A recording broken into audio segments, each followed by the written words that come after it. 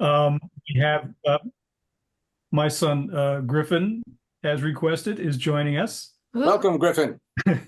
Who's Griffin? Oh, that's you. Oh, that's me. Hi. I didn't know. I see he's a Well, budding actor too. The Yeah. amazing know everything. disappearing Griffin. You And a seem to be floating. headless right now, but that's okay. Yeah, yeah. floater. Sometimes that happens. He fades in and out. That's fine. That's good. All right. All right. So I hate to use the expression without further ado because I think it's amongst the most useless phrases in the English language and redundant, but consider that said.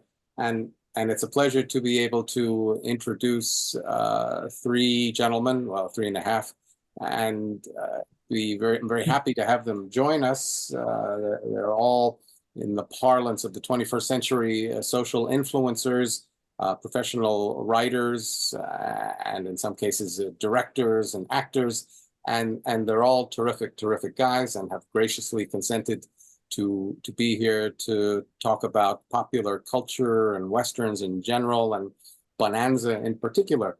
And they're very qualified to talk about many other things, so it'll be interesting to see how our far-ranging and freewheeling discussion goes. So briefly, I'll introduce Larry Blamire, who is a writer, artist, actor, director of cult films, which you may have heard of, including The Lost Skeleton of Cadavra, The Lost Skeleton Returns Again, Trail of the Screaming Forehead, and Dark and Stormy Night. He's also acted, directed, written for the stage, including his adaptation of Robin Hood that's been performed around the world. Larry has long worked as a science fiction and fantasy illustrator, most recently for Onyx Path's RPG They Came From series, which I highly recommend, and is also a surrealist painter. He's the creator-writer of both Tales from the Pub YouTube series and the audio adventures of Big Dan Frater, an old-time radio spoof.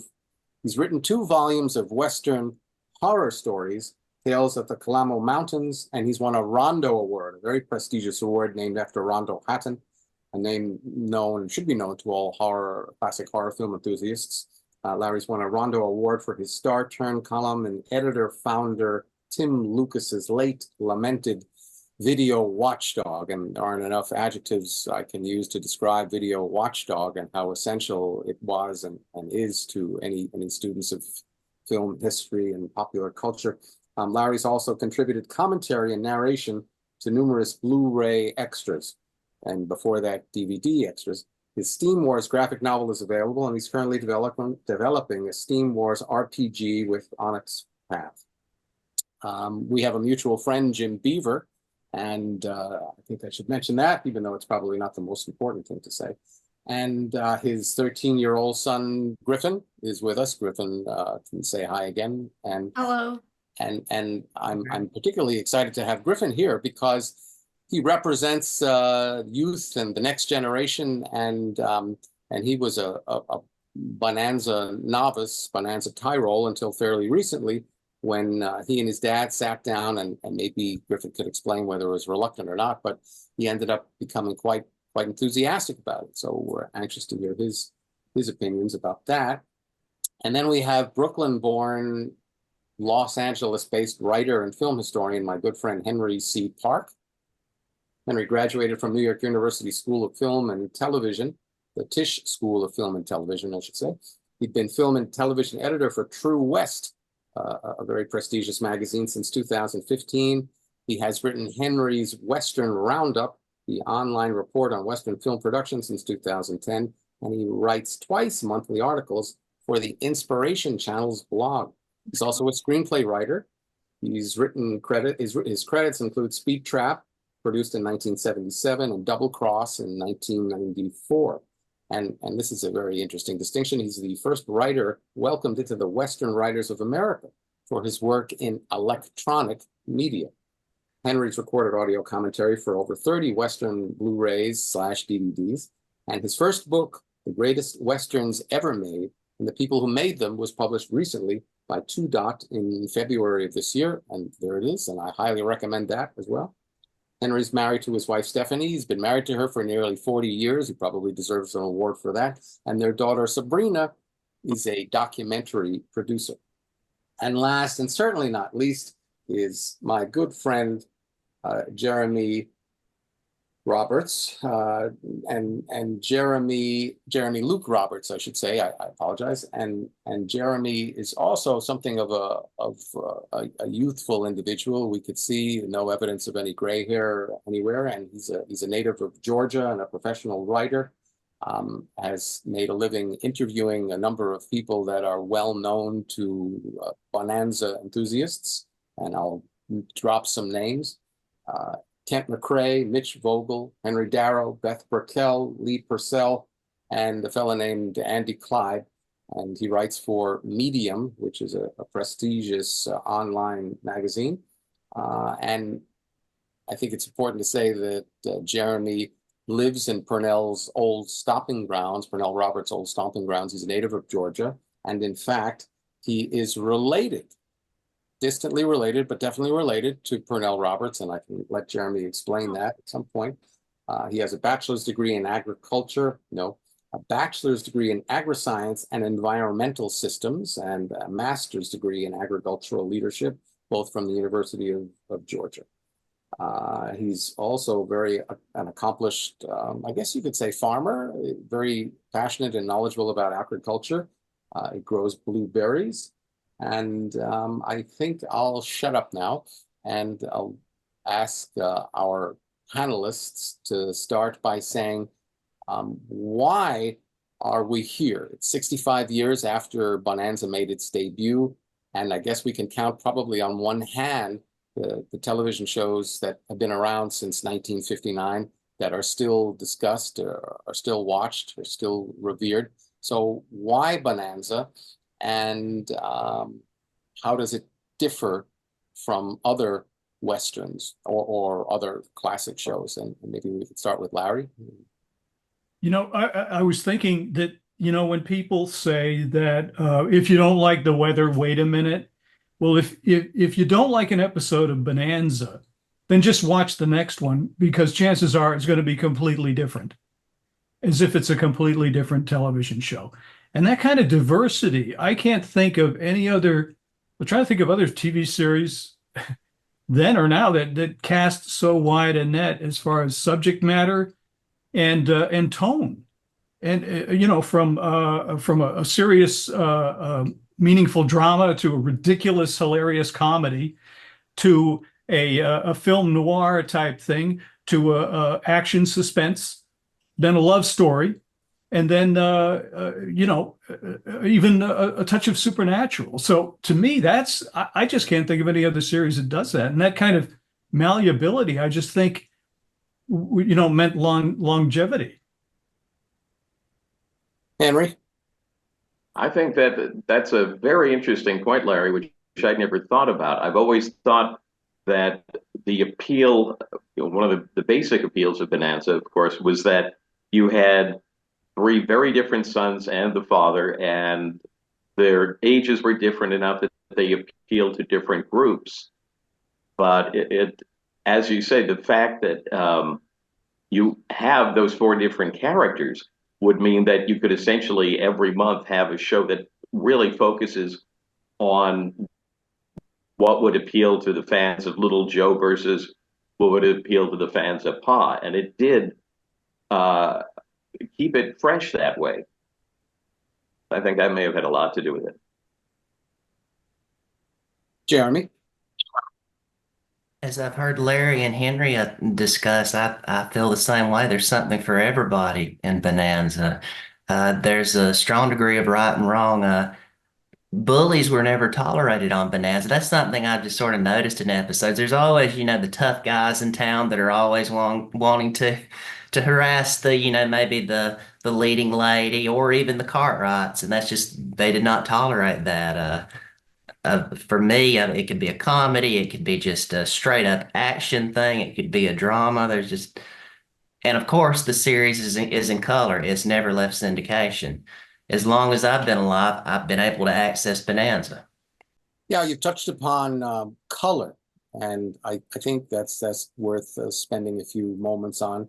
It's not a big deal now, but I don't think it can be overstated what a big deal it was in 1959 when Bonanza made its debut, because it was very much a black and white landscape. Do we all pretty much agree that color had a lot to do with certainly the show's origins and continuing its popularity?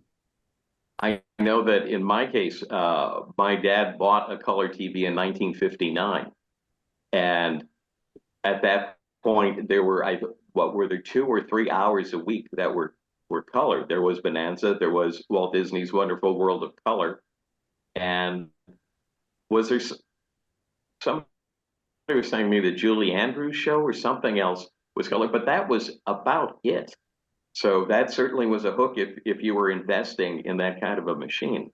And just the beauty of the color, it was really kind of breathtaking, especially when you were just watching black and white to that point. You know, that makes me think about another thing which is related, which is the fact that of all the Westerns in the classic era, I can't think of any that appreciated the natural beauty of the scenery as much as Bonanza. And that gives it and especially with the clarity of this beautiful box set we have now. I mean, it is gorgeous, and some of these vistas are breathtaking, and you didn't really see a lot of that on other shows. And even like you know, on Gunsmoke, which is a favorite of mine for sure, and it's a powerhouse. The streets were often a soundstage, and I think Bonanza did that less, because it feels like they were in their genuine street with the fake mountain at the back more than Gunsmoke was in Dodge City. Now, I don't know that for a fact. It just seems like they were outdoors more for real. Well, Gunsmoke's outdoor set was in fact on a soundstage. Not always, because Gunsmoke was in production for 20 years. And in fact, there was a time when Gunsmoke was filmed at Paramount Studios in the early 60s, as was Gunsmoke. But Paramount had such a magnificent Western street that the two productions were able to share, and it didn't look like they were bumping into each other, because if you move the camera at a different position, a different angle, it looks like you're in a completely different town. But for many years, especially in the later years of Gunsmoke, and after it switched to color and its increased budget necessitated by filming in color, I guess they had to save some money, and so Dodge City exteriors were done on a soundstage, and that was sort of a deficiency. And they would have a lot of episodes that were set away from Dodge City, and they went to places in Utah and Arizona. Magnificent scenery, but that was much later in production. But yes, Larry, you're right, because the Bonanza company made it a point to go out on location virtually every episode, and at a minimum, at least, they were in the magnificent Western Street of Paramount, but they would go to local areas like Bronson Canyon and Griffin Parke, and they'd go to Chatsworth and Vasquez Rocks. And annually, they would spend 2 weeks up at Lake Tahoe and film in and around the area there. So Bonanza gets sometimes a bad rap, unfairly, I think, because the magnificent Ponderosa Ranch house is on a soundstage. So when you see the Cartwrights riding towards the front of the house, they're coming from around the back of the barn, and beyond the back of the barn is the door to the soundstage, so you can't really see too much of that. So they get sort of criticized for that. And as was typical of many shows in the era, they would have their nighttime scenes done on a soundstage, you know, a campfire somewhere. I mean, heck, even The Searchers has nighttime sequences done on a soundstage. So it was just something that was done at that time. I think you have to also keep in mind that back then, a film stock was very different, and you needed a huge amount of light to expose film. So actual like night for night shooting on locations was very complex and very expensive. So it was the natural thing, especially with color stock, to be able to do it on a soundstage where you just had that control and you could pull in as much light as you possibly wanted. In fact, excuse me, David Dortort, who was the producer and later executive producer of Bonanza, told me that he had a very close relationship with the Eastman Kodak Company and was frequently on a regular basis sent new experimental, increasingly faster color film to use when filming episodes of Bonanza, because they truly were pioneering color television in many, many ways. Griffin, I'd like to bring you into the conversation now and ask you, what are your interests in popular culture? What kind of shows do you like to watch other than your dad's, of course? And what is it about Bonanza that gave you pause at first? And what was it that hopefully perhaps changed your mind about your interest in it? Well, I like the fact that, as my dad mentioned, the variety of the episodes and the genre, sort of. Because, like, there's bunches of different, like, episode kinds, if that makes sense. Like, Sure. comedy, action, etc., etc. Romance. Mhm. And not to mention the fact that the color back then was so much more vibrant than it is nowadays. That's a good point. Sure. I think it's because like it was more new and people took advantage of that. Mhm. So now they've kind of dialed it down a little. But I really love Bonanza as a show because it's just a good show, and it's much different from a lot of other westerns in the fact that it has much more variety. And your two favorite episodes are so different too. Yes. You want to tell them what they are? My two favorite episodes are, one is a action episode and one's a comedy. My favorite action episode has to be Vendetta with John Milford. What's the dude? This guy knows character actors. I just want to interject here.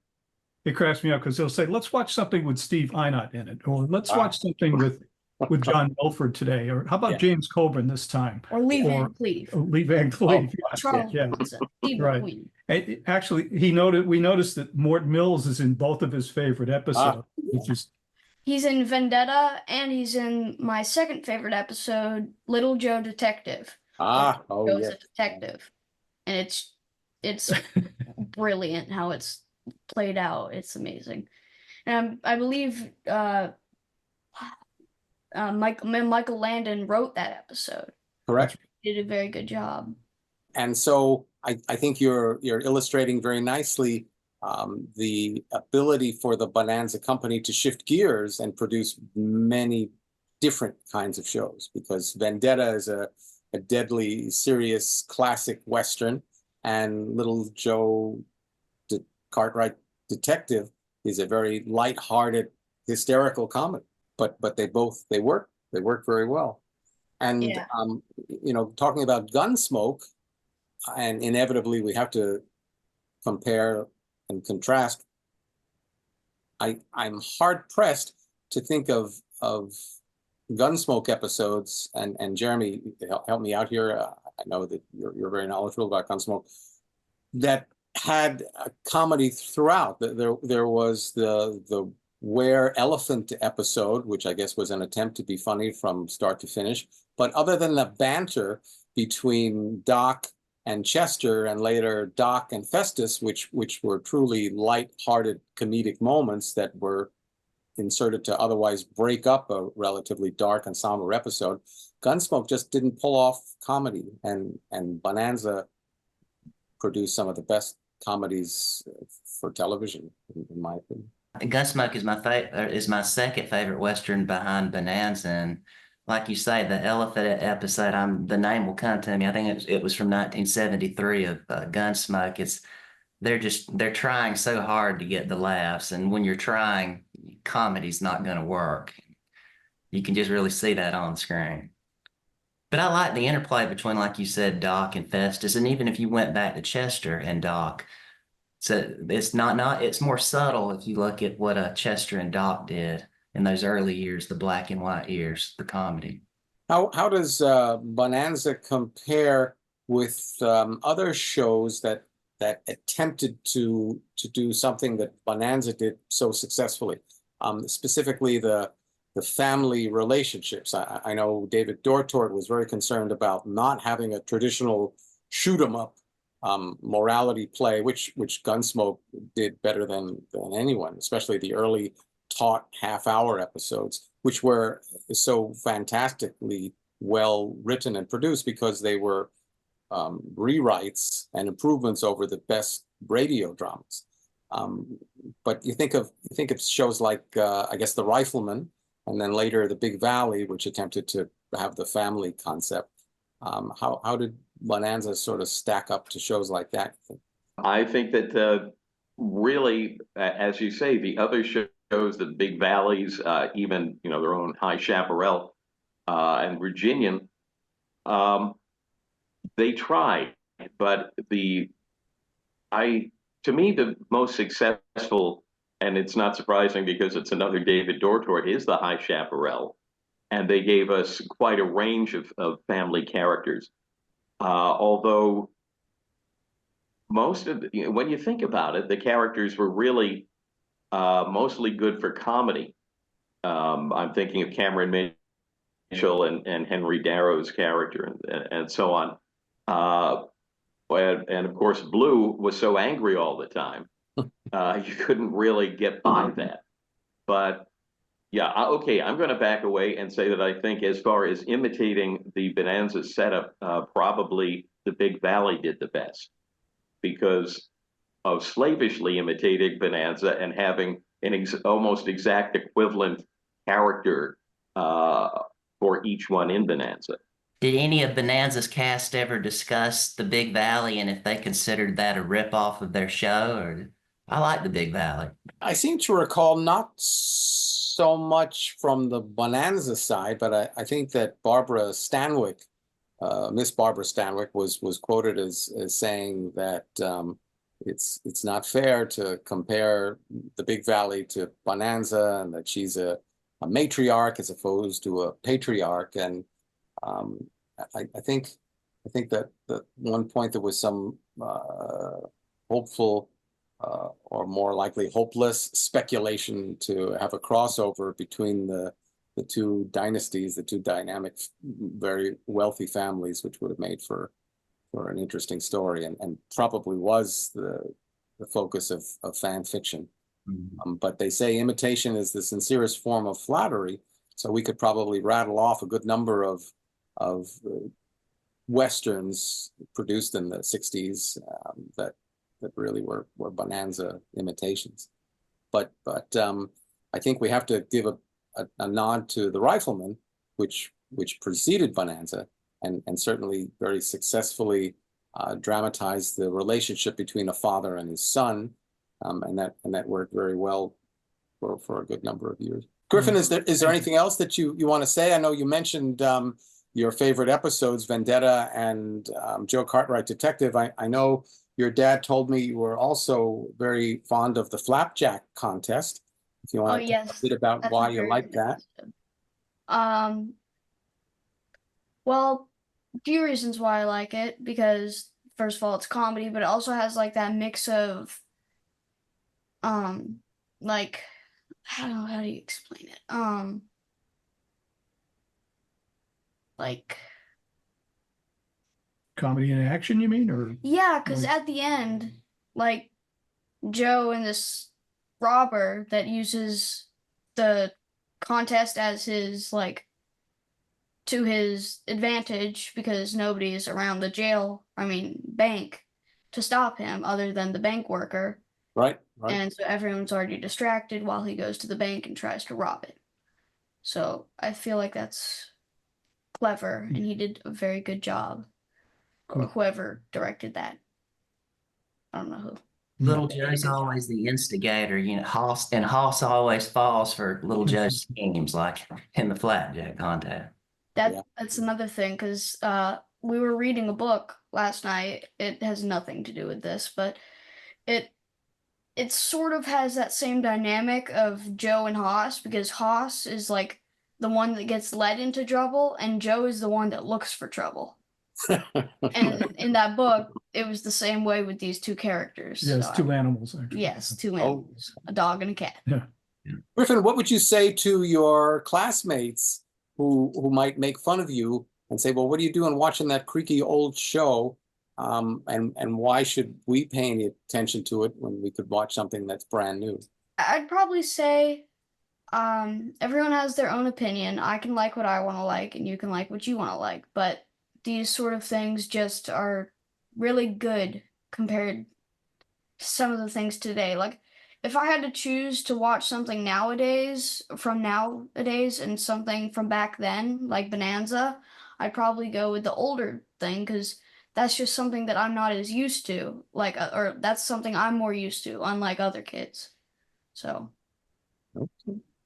I don't know exactly what I would say, but that's something like that. Give it a chance. Try it. You might like it. Yep. Thank you, Griffin. And Thank as you you. fade Okay. into the background, thank you very much for your insights, and we Thanks, Bob. appreciate it. Yes, sir.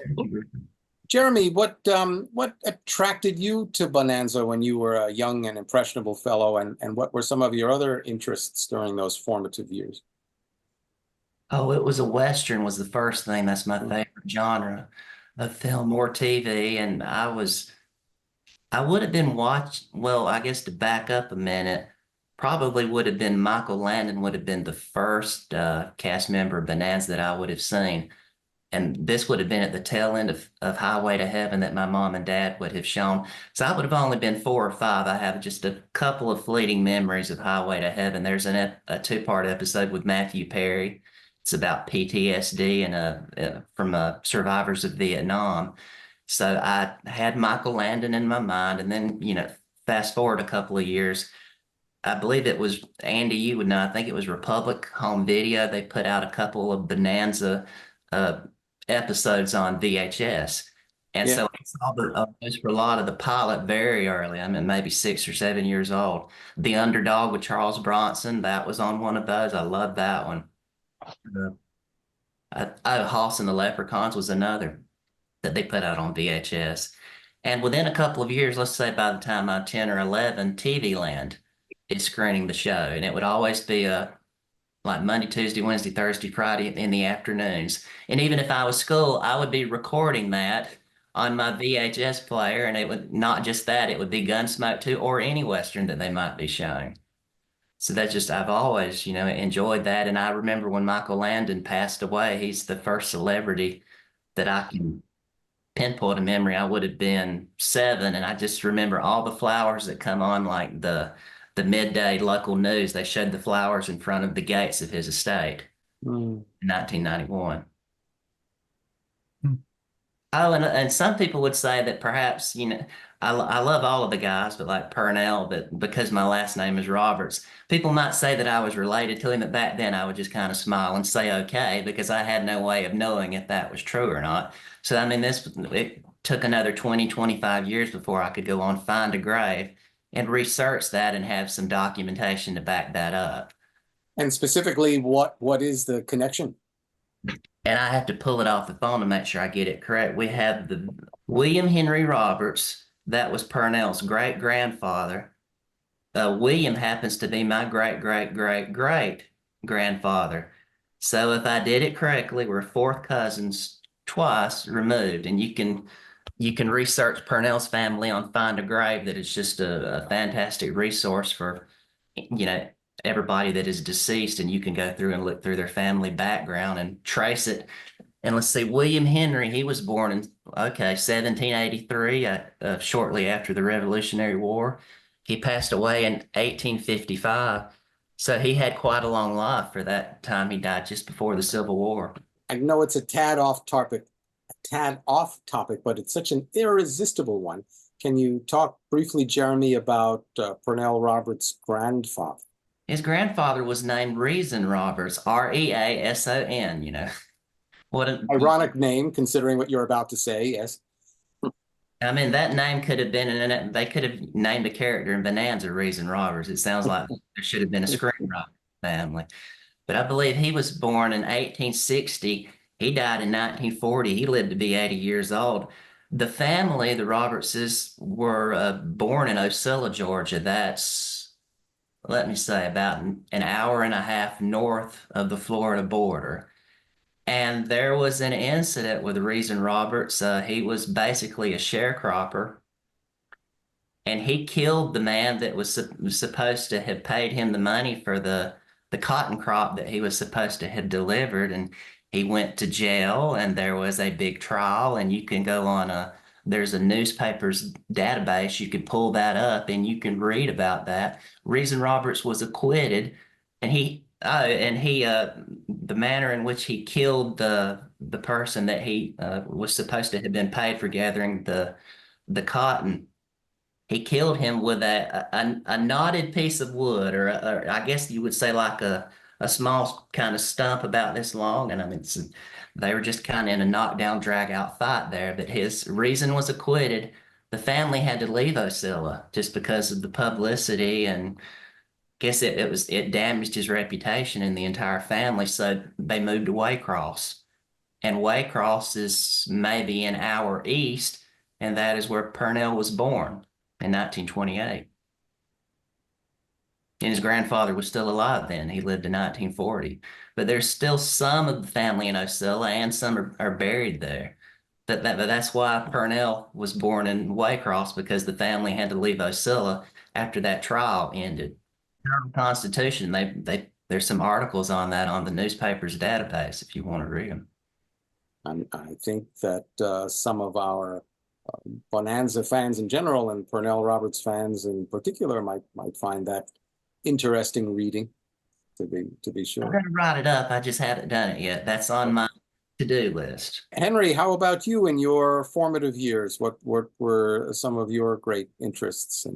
I'm sorry, as well, you've liked Westerns since you were very young. So my question is, what was it about, or what is it about Bonanza that stays near the top of your favorites list, and how does it compare and contrast to your other favorites? as you say, I grew up loving Westerns, and I've also always been a comedy guy and a film noir guy, which is interesting considering points that Larry was making earlier, that Bonanza so successfully covered those topics too, those different moods. And as time went on, I guess I went towards the moderately darker stuff. I'm thinking of High Chaparral, which had that sort of tangible sense of danger throughout it, which I don't think Bonanza had. Certainly, followed Western features, especially post-war ones. I'm always a fan of the Roy Rogers kind of B-Western. And as I got older, I liked the darker stuff because it seemed less simplified. It seemed more like human life. And the funny thing is that as time goes on, I found myself more consistently drifting back to Bonanza, because after you see enough bleak stuff and live in a world with a lot of bleak stuff, it's very, very nice and bringing back to a sense of not so much more reality, but more normalcy, to see a normal family and the sense that people can work things out. There is a wonderful sense of hope throughout Bonanza, that the terrible problems that are faced week after week could be solved, and they could be solved by reasonable people in reasonable ways. And it was not always resorting to gunfire. And so I think that's one thing that keeps bringing me back. There's just a hope and a positivity to it that frankly is lacking in especially Westerns of today. I find Westerns of today particularly grim. And I was very glad to see Larry's son here, because one thing about Westerns today is most of them that are made today are inappropriate for kids.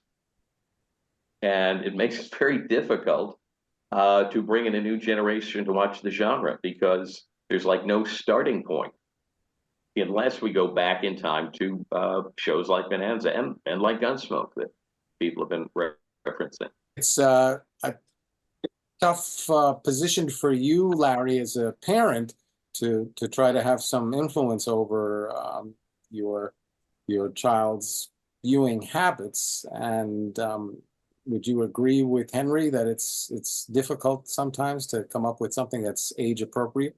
Oh yeah, and I think that I'm a horror movie fan too, and it extends to horror movies too, where the element of hope, which used to be a part of, I mean, if there's not hope in a horror movie, then why are you even watching? I mean, it sort of keeps you involved. But if it's hopeless, well, I bow out because I don't care. And I think Westerns are the same way. And by the way, I have to mention that I grew up a Western fan too. I just love all kinds of Westerns. And ironically, I did not take to Bonanza as a kid, and I was more interested in the action and suspense and shoot 'em ups, and I found Bonanza a little goofy. Well, it is a little good, and it is, but in a good way. Was in over the years that I came to discover the variety of it, and that the goofy shows, the comedies they're hilarious. They're hilarious. And so I've taken to it more as the years go on. And there's a certain level of there's a comfort level with it. And that's, and we can kind of use that these days, and I still love Westerns. I just wrote an article about Rawhide's Stranger episodes for Bare Bones magazine.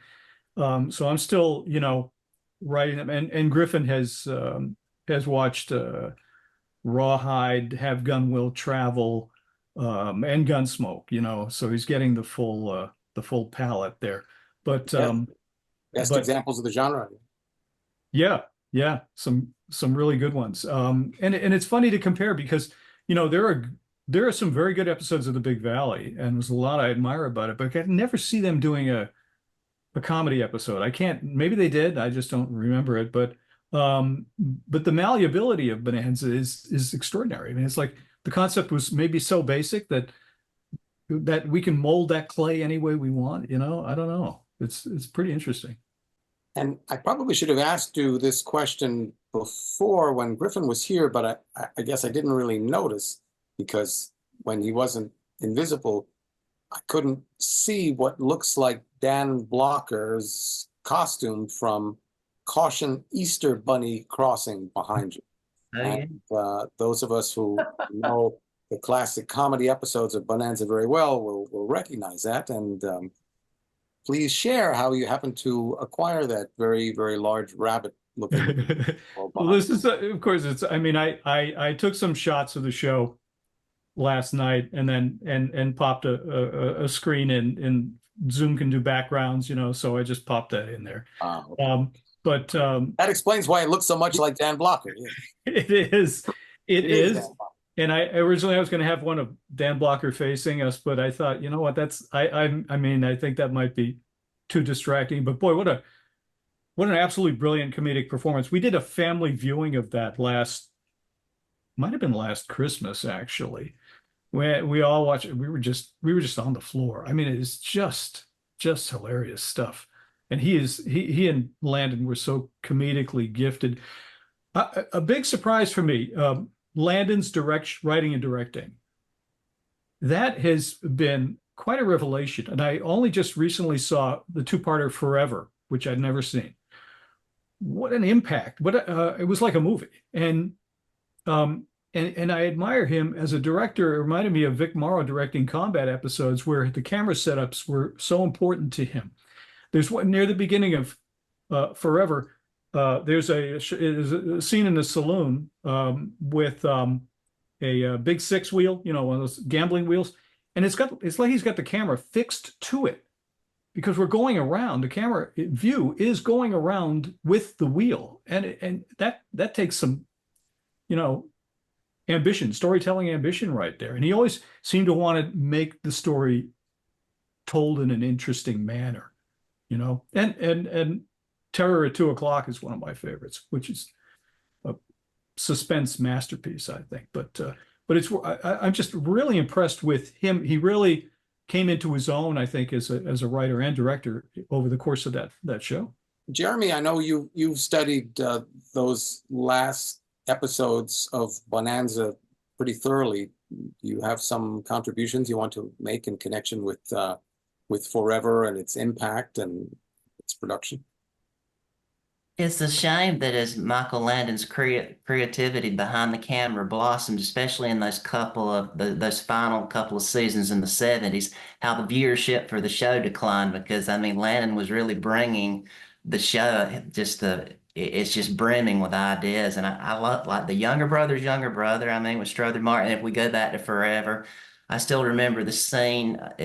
Roy, he's the bad guy. I can't think of his last name. Roy Jensen. That's it. But where he is strangling the guy who basically, murdered little Joe's wife and burned the house and their unborn baby, when he's strangling him in the river. And I love how Landon, how he shot that. And I mean, you would have thought of course, it would be a Western. He's just going to shoot him, but no. I mean, he strangles him in the water. And I like the way where he places the camera. Yeah, just the whole thing is a great thing. Yeah, that could have easily been a movie. Mm-hmm. At the risk of stepping way out of bounds, I think one could make the argument that Michael Landon was so multi-talented that it's fair to compare him with someone like Orson Welles, who was adept in front of the camera and could write and certainly direct and produce, and to be able to do all those things and do them so successfully is a fairly rare commodity. And you could list guys who could do all that on one hand, really. That's very true. And in a way, it's almost too bad that he didn't direct more things that he wasn't in, because the image of him as an actor is so strong in our minds that you forget that how good the stories are that he wrote, how good the cinematography is, how good the direction is, because you just think of him as a movie star. It's somehow Orson Welles didn't have that problem because he didn't do television. He did features, and he was a big deal on radio before. So he came in as an auteur, whereas Landon became one. Ironically, it's funny. I feel sorry for Kevin Costner right now in Horizon and all the problems that he's having with that, because I think that people have been very dismissive of Horizon Part 1 without seeing it. And I think a lot of it is just because they think of him as an actor and they forget he won an Oscar for directing features. He really is good behind the camera, and he really is a fine writer. Sorry, I got off subject a bit. No, I'm glad you brought that up, Henry, because it's, I had hopes for it, and and I'm sorry to hear about the problems, and the opening was disappointing. And people are saying, the armchair quarterbacks are all saying, it should have been released as a mini series perhaps, or whatever. But it's an interesting thing to me that every couple of years the Western is declared dead, and every couple of years another one comes along and does well. I don't know what ultimately is going to happen with Horizon, but I hope it keeps things going, because the Western as a genre just really does live on. It does live on. Larry, can you talk about the most supernatural of Bonanza episodes? And I think you might know the one that I mean, because I think it was a show that only Bonanza could have pulled off successfully. Well, I hope you're talking about Twilight Town. Sure. It is absolutely, what what a great piece of work that is. It's haunting. It is, it's interesting. I'm gonna blank on the director. Andy, do you remember who directed that? I believe it was John Floria. Yeah. Okay. That sounds right. And the And of choice. course, the writer was Cy Sherman. Mhm. Yes, yes. And and the camera angles and everything. And it is I'm very much into weird westerns, horror westerns and such. And that is one of the best. I mean, it's one of the most successful. That's another thing Gunsmoke avoided. They didn't really, in fact, they're one of the few westerns to not sort of tackle a weird western. Even The Rifleman had its share, and Have Gun. But Twilight Town is beautiful. I recently rewatched Dark Star too, which is a nice piece of work. Written by Anthony Lawrence, who wrote all of the Wives episodes, who passed away sadly very recently at the age of 95. But Twilight Town is beautiful. I love that one. And a bit ironic, I think, because John Floria, who directed it magnificently and got his start as a still photographer, he was actually on assignment for Life magazine and covered action in World War II overseas, and became known as primarily a comedy director, certainly in the Bonanza company. And you named the great Bonanza comedies like the Flapjack Contest and Old Sheba, and John directed them. But he started off directing non-comedies, most notably the Twilight Town episode. So it's ironic that he sort of became pigeonholed, which was unfortunately a common problem in the industry, where people get known for a certain genre and they find it difficult to break out beyond that. Yeah, and it's strange too, didn't he? I think he came from the Everglades TV show. Correct. Yeah, he did. So he was a very versatile guy, no question. Yeah, absolutely. Yeah. And I had the opportunity to meet Michael Landon, and I asked him if he regretted not going to film school to learn his craft. And he said, hell no, I went to the best film school you can imagine, the Bonanza set. Yeah, and one of the things I have loved about the box set is the behind the scenes stills, which where because I'd never seen any of the making of Bonanza. And there's a good number of shots of Landon directing and such, and really cool. Melissa Thomas writes, something about Twilight Town I love is the echoed voice effect between the two main women when they're talking. It adds an eeriness that was unsettling and really made you question its reality. Very, very good point. Yeah. Was it a dream? Was it a nightmare? Did it really happen and there really were apparitions?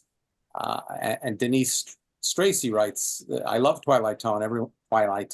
Everyone has a different theory. Was he dreaming? Did it really happen? And for me, I think it really happened, she writes. And that ambiguity is really important, I think. With that type of a show, I love when there's some ambiguity. It reminded me of just Search in Limbo, which is a great sort of noirish Ben Cartwright episode, which has a bit of an otherworldly feel to it too. With the great Albert Sammy, a fantastic character actor that I'm sure Griffin admires, and that was a worldly episode. Yeah. And Dark Star, you mentioned. Tony Lawrence pitched the idea to David Dortort and was pleasantly surprised when David Dortort said, "Okay, let's do that." And because it was so far out and so weird, this gypsy girl who thinks she's a werewolf. And the dialogue was a bit, I hate to resort to cliche, but over the top might be a phrase to describe it, when she says to Susan Harrison, the great Susan Harrison, who was in the great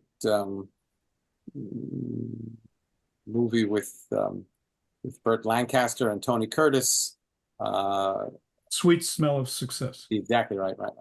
And she says, shall we talk of love sometime, a moonlit rock of love? And Bonanza fans, they sort of make fun of the dialogue, and they make fun of the incredulity aspect of the show. But I think that's what gives it its great appeal.